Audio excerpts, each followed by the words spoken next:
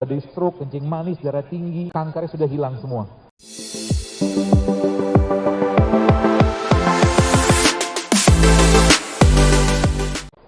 Disebutkan dalam sebuah riwayat kisah di Saudi Arabia, ada seorang wanita, Bapak sekalian.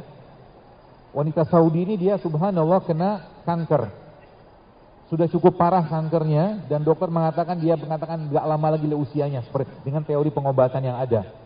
Dan dalam rumah dia itu ternyata Masya Allah ada seorang wanita yang bekerja. Wanita itu orang Indonesia.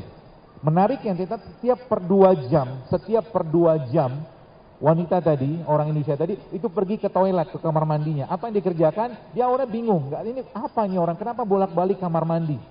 Ya. Dan Masya Allah tabarakallah akhirnya baru ketahuan bahwa wanita tadi punya anak bayi di Indonesia dan setiap dia ke kamar mandi itu membuang asinya. Asinya dia buang. Ya. Bayangkan, dan ketika wanita Saudi tadi mengetahui kejadian tersebut, ini kisahnya masyhur sekali waktu itu di Saudi, dan subhanallah akhirnya apa? Dia suruh pulang karyawan tadi, dia punya khadimat tadi, pembantu tadi, disuruh pulang, kamu pulanglah, gajimu tetap saya berikan, dan nanti kalau kamu pulang kabari saya ke sini. Kalau kamu pulang lagi ke Indonesia, dikasih kesempatan 6 bulan untuk menyusui anaknya, nanti kalau kamu pulang lagi kabarin saya akan ongkosi lagi kamu balik ke sini. Dan subhanallah beberapa lama kemudian, wanita itu pulang, dan waktu wanita tadi dicek lagi sama dokternya, ternyata kankernya sudah hilang semua. Ini yang saya katakan solusi spiritual. Solusi spiritual yang banyak umat Islam tidak pakai. Atau lupa bahwa Islam memberikan pedoman yang luar biasa.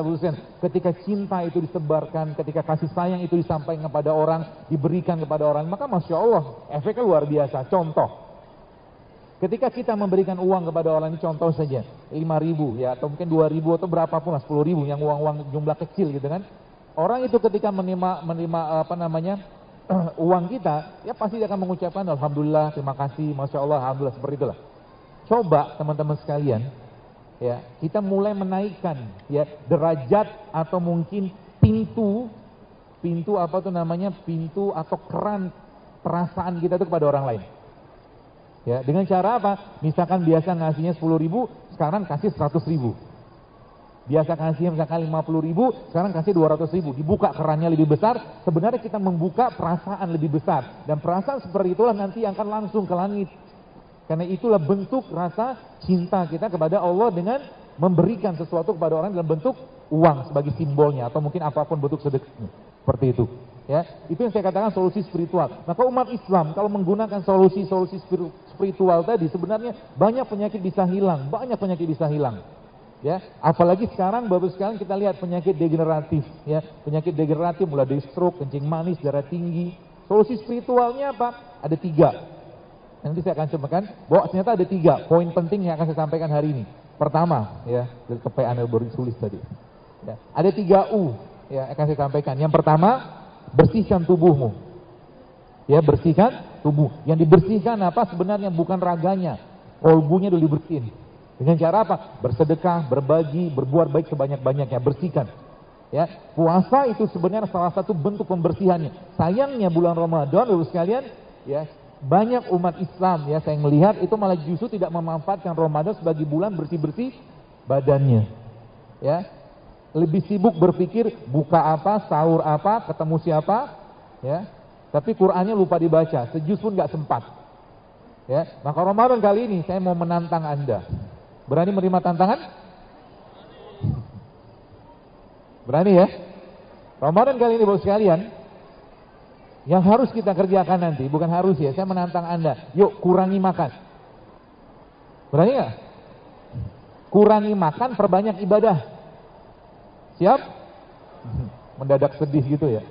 Hah? Apalagi biasa di masjid kan bukanya biasa pakai gorengan. Ya.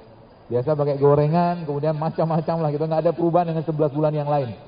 Coba bulan Ramadan kali ini teman sekalian, saya mungkin ya berharaplah minta ya agar kita lebih banyak memperbanyak ibadah daripada memperbanyak makan. Makan udah cukup lah 11 bulan.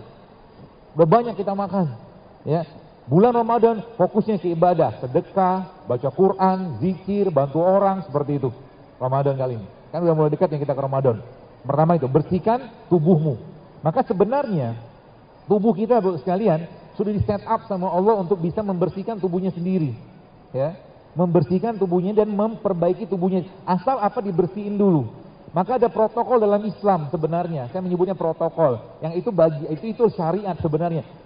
Kalau kita katakanlah mungkin Anda saya tanya di sini, saya juga ditanya lebih senang makan atau tidak makan. Jawabannya pasti lebih senang makan. Kan gitu. Kita semua pasti lebih senang makan. Karena kita punya nafsu. Maka Allah wajibkan untuk kita tidak makan. Namanya apa? Puasa Ramadan.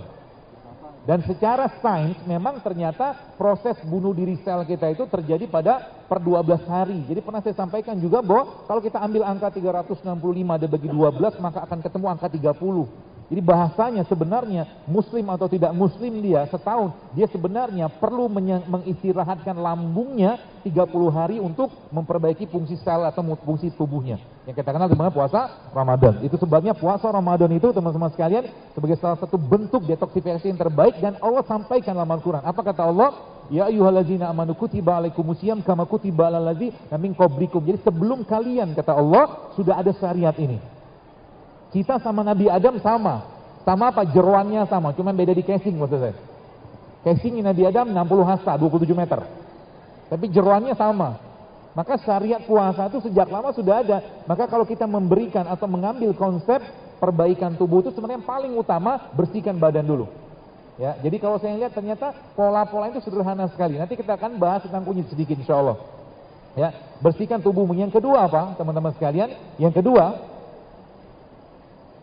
isi dengan bahan baku. Jadi 3U. Pertama bersihkan tubuhmu, yang kedua isi dengan bahan baku. Baik, kita lihat badan kita. Isi badan kita ini apa? Kalau dibongkar ada gen segala macam, isinya cuma asam amino.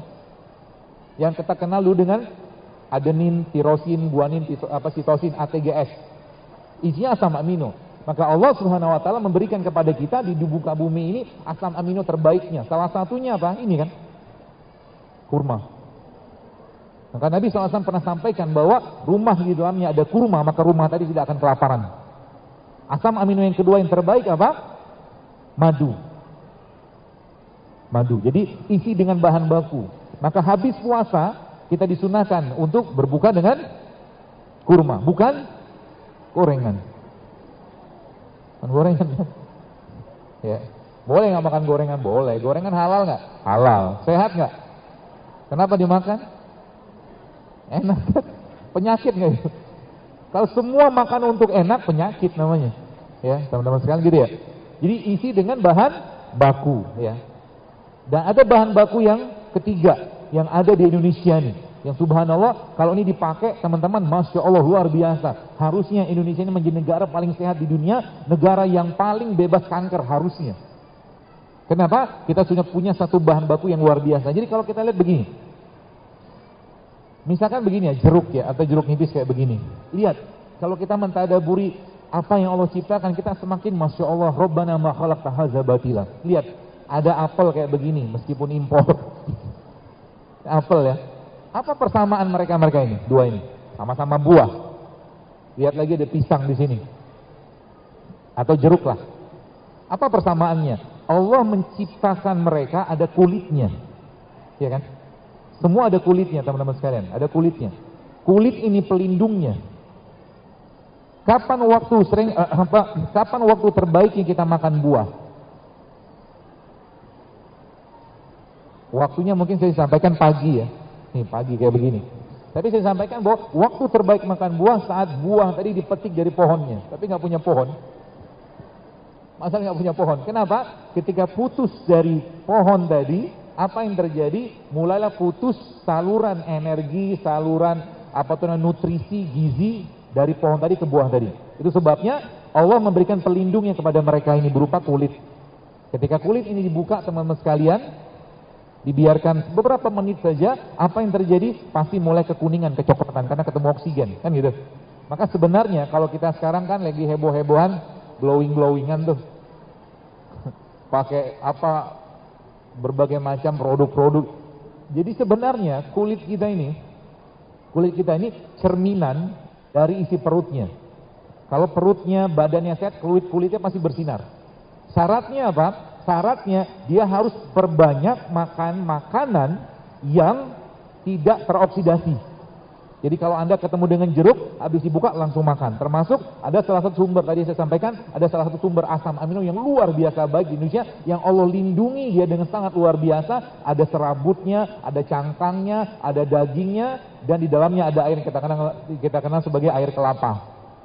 Dan Masya Allah, tabarakallah, kemarin saya ada kajian di Jogja, ada ibu-ibu cerita ke saya, ya Masya Allah semua kuasa Allah, bukan karena kita. Dia cerita ada dia penyakit kandungan lah, saya lupa namanya apa, dokternya sarankan untuk operasi seperti kista apa infeksi apalah saya lupa.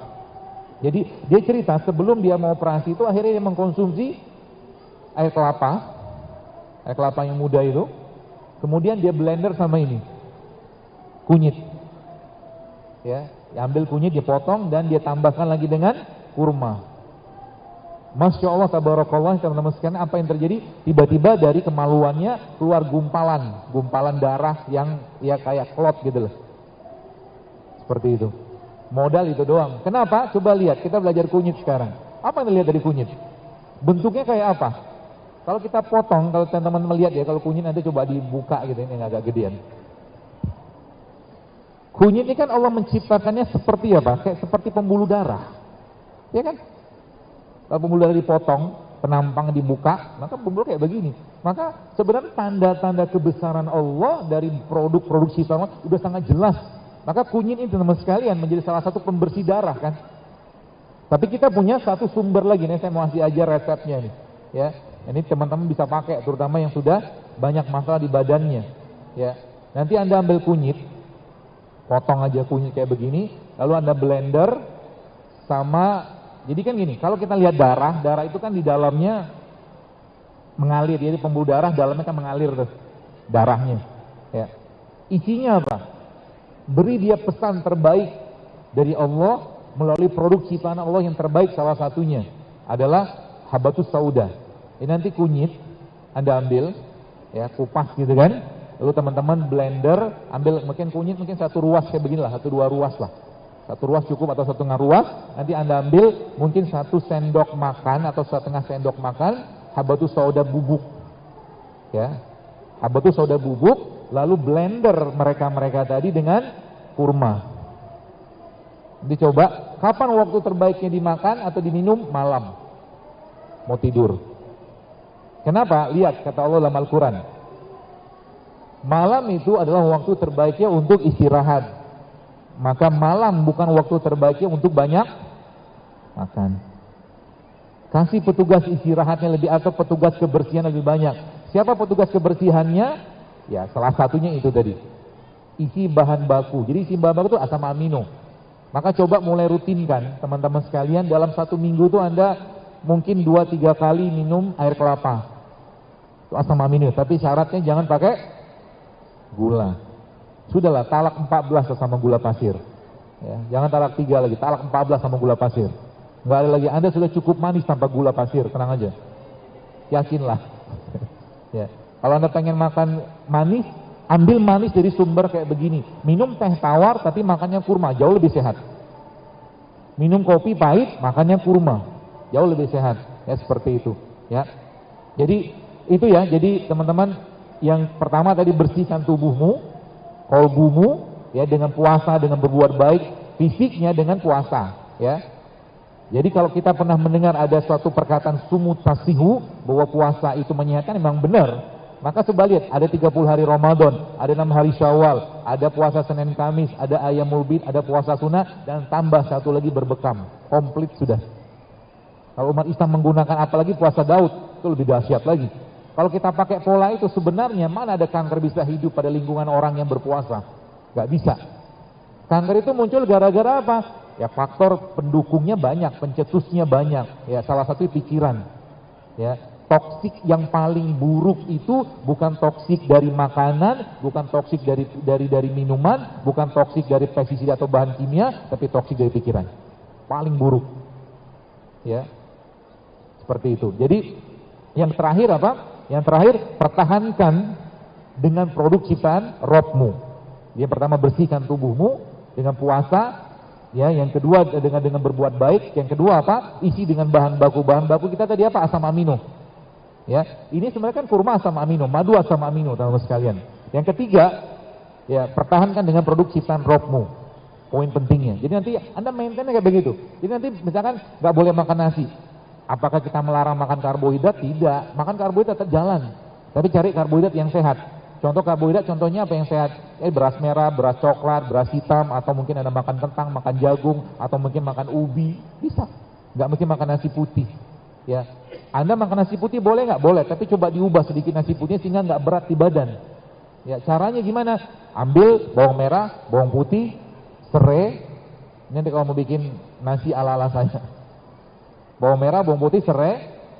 Ya, Anda tumis dengan minyak zaitun api kecil aja. Atau tumis dengan minyak kelapa. Tumis pelan aja sampai ada keluar aroma sedikit, kasih garam sedikit, kasih lada hitam, masukkan ke nasinya. Lalu Anda makan dengan apa? Dengan sambal yang terbaik, namanya sambal kurma. Sambal kurma itu isinya apa? Ya bawang putih, cabai rawit, kurma sama garam. Aduk-aduk tuh di nasinya, terus Anda cempungin ke situ, makanan terbaik untuk usus kita namanya apa? Tempe. Enak? Enak banget. Bukan nasi goreng itu, Pak. Nasi goreng. Mirip nasi liwet. Cuma nasinya apa? Karena nasinya sekarang ketika kita masukin cabai rawit, kita masukin bawang merah, bawang putih sama serai, dia ada teman nasinya, bukan gula sendirian. Sehingga buat badan kita nggak terlalu berat untuk dicerna. Ya, seperti itu. Jadi yang terakhir ya tadi ada pertahankan dengan produk ciptaan Allah. Indonesia kaya dengan produk ciptaan Allah yang luar biasa. Modal dua ini saja teman-teman sekalian kita bisa mendapatkan manfaat yang luar biasa. Nah, ini saya kasih resepnya. Resep di samping yang tadi Anda bisa pakai tadi yang kunyit tadi, kemudian habatus sauda sama kurma itu Anda blender, ini bisa untuk promil juga resep ini. Ya, baik bapaknya, baik ibunya minum itu. Ya, buat promil juga bisa dipakai resep itu. Jadi kunyitnya mungkin kasih air panas sedikit, ambil disaring lalu di blender sama habatus sauda dan kurma. Kurma dibuang bijinya. Ya. Nah, yang terakhir teman-teman sekalian, Anda bisa pakai ini. Ya, resep ini isinya apa? Yang pertama jahe. Ya, jahe. Isinya yang pertama. Cara bikin nanti saya ajarkan. Jadi yang terakhir kan pertahankan tubuhmu dengan produk ciptaan Allah. Allah gak mungkin iseng tanda kutip menciptakan kayak begini di Indonesia, Pak Bu. Gak mungkin. Tujuannya apa? Pasti itu tujuan. Ya.